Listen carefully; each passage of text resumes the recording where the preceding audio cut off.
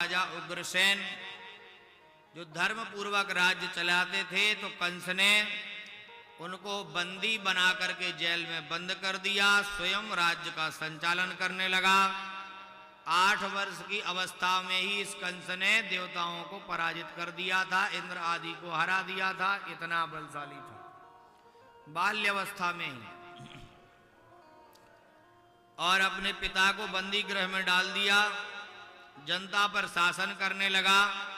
सभी लोग इसको दुष्ट के नाम से जानने लगे, तो इसने अच्छा बनने के लिए अपनी सौतेली बहन देवकी का विवाह कराया कि लोगों की नजर में बढ़िया बन जाए। तो महाराज तो बड़े अच्छे हैं, अपनी बहन का विवाह देखो कितने धूमधाम से किया। और वसुदेव जी के साथ विवाह सुनिश्चित कर दिया। विवाह संपन्न करा करके नगर में से स्वयं ही रथ का चालक बन के वसुदेव देवकी को रथ में बिठा करके रथ हाँक के ले जाने लगा कि देखो इतने बड़े महाराज होने के बाद भी स्वयं रथ हाँक रहे, कितना प्रेम करते हैं अपनी बहन से। और जैसे ही वह रथ हाँक के जा रहा है, तो देवताओं ने सोची कि भगवान तो करुण दीन दुखियों की पुकार सुनते हैं, और यह कंस अगर सभी लोगों की नजर में अच्छा बन जाएगा तो भगवान दुखी कौन होगा। जब कोई दुखी नहीं होगा तो यह भगवान को पुकारेंगे नहीं, तो भगवान कंस को मारेंगे नहीं, हम लोगों का काम बनेगा नहीं। तो आकाशवाणी हो गई देवताओं के द्वारा कि कंस आज जिस देवकी को प्रसन्नता पूर्वक तुम विदा कर रहा है, वही देवकी का अष्टम गर्भ तेला काल बनेगा, मृत्यु का कारण बनेगा। इस बात को सुनते ही कंस क्रोधित हो गया।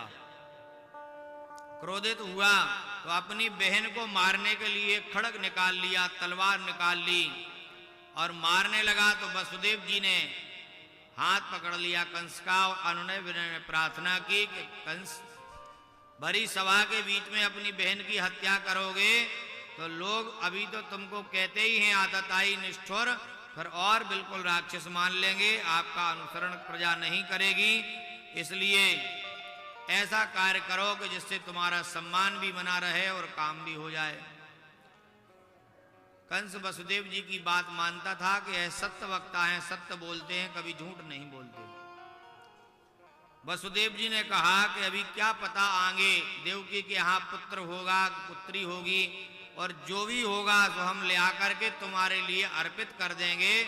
हम सत्य वचन देते हैं कि हमारी जो भी संतान होगी हम तुम्हारे लिए सौंप देंगे, फिर तुम जो चाहे सो करना। बहन की हत्या से भी बच जाओगे, तुम्हारा काम भी बन जाएगा। यह बात कंस को बड़ी अच्छी लगी और वह वध करने से रुक गया। ले जाके वसुदेव और देवकी को भी अपने कारागृह में बंद कर दिया। जो भी संतान होती सो वह लेके आते और कंस को सौंप देते। कंस उनको पत्थर पर पटक करके मार देता। इसका अत्याचार धीरे धीरे बढ़ने लगा, और जब अत्याचार बढ़ जाता है तभी जाकर के भगवान जन्म लेते हैं।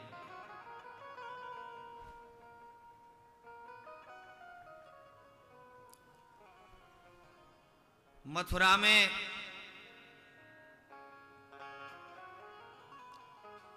कंस देवकी के पुत्रों को मारता रहा। गर्भ में संकर्षण के रूप में बलराम जी आए, जो बलराम जी को देवकी मैया के गर्भ से ही स्थानांतरित करके रोहिणी मैया के गर्भ में स्थापित कर दिया, और भगवान की माया के रूप में अष्टभुजी देवी सप्तम गर्भ के रूप में देवकी मैया के, और वहां से उनने कंस को, जब कंस मारना चाहा तो सचेत किया कि तुम्हारा देवकी के यहाँ जैसे ही भगवान को नंद बाबा के यहाँ पहुंचा दिया गया था, जिस वंश में भगवान ने जन्म लिया है वह है चंद्र वंश, और चंद्र वंश की भी जो परंपरा है वह भी ब्रह्मा जी से ही है। भगवान नारायण से ब्रह्मा, और ब्रह्मा से मरीचि, मरीचि से अत्रि, अत्रि से चंद्रमा, यहां से चंद्र वंश चलता है। चंद्रवंश में ही हुए बुध और बुध के हुए पुरुरवा, पुरुरवा के हुए आयु और जुत्यायु है गए विजय सत्याहु 6 पुत्र हुए। उनके हुए जन्नू और जन्नू के यति ययाति संयाति आदि पुत्र हुए और इनके हुए तुर्वसु और यदु, यदु से यदुवंश चला जो पुरु के ही वंशज हैं और इनके वंश में ही पांडव हुए। पुरु के वंश में उनको पांडव कहा जाता है। और यदु से यदुवंश चला। दुष्यंत के और शकुंतला से हुए भरत, जिन भरत के नाम से हमारे भारत देश का नाम पड़ा भारत। और यदु के वंश में ही हुए वसुदेव। वसुदेव जी के यहाँ देवकी के गर्भ में भगवान अष्टम गर्भ में जब आए तो ब्रज में आनंद बधाइयां होने लगी। मंदम मंदम जलधारा चलने लगी। अद्भुत शुभ फल सब प्रजा को प्रदान होने लगे। देवता प्रसन्न होने लगे। आकाश से फूल बरसाने लगे। मान लो मथुरा के कारागृह में सभी देवता आ करके भगवान की गर्भस्थ स्तुति करते हैं। देवकी वसुदेव को प्रणाम करते हैं। और जब भगवान ने जन्म लिया उस समय कंस के कारागृह में रहने वाले सभी सैनिकों को माया के द्वारा निद्रा में ग्रसित हो गए। और वहां देवकी के गर्भ से महामाया यहाँ पर अष्टभुजी रूप में आ गई कन्या के रूप में। और भगवान जो कारागृह में जन्म लिए तो देवकी के यहाँ पहुंचा दिया। जब भगवान ने जन्म लिया उस समय का स्वरूप भगवान का बहुत अद्भुत है। जिस स्वरूप को देख करके देवकी मैया और वसुदेव भी आश्चर्यचकित रह गए। तमद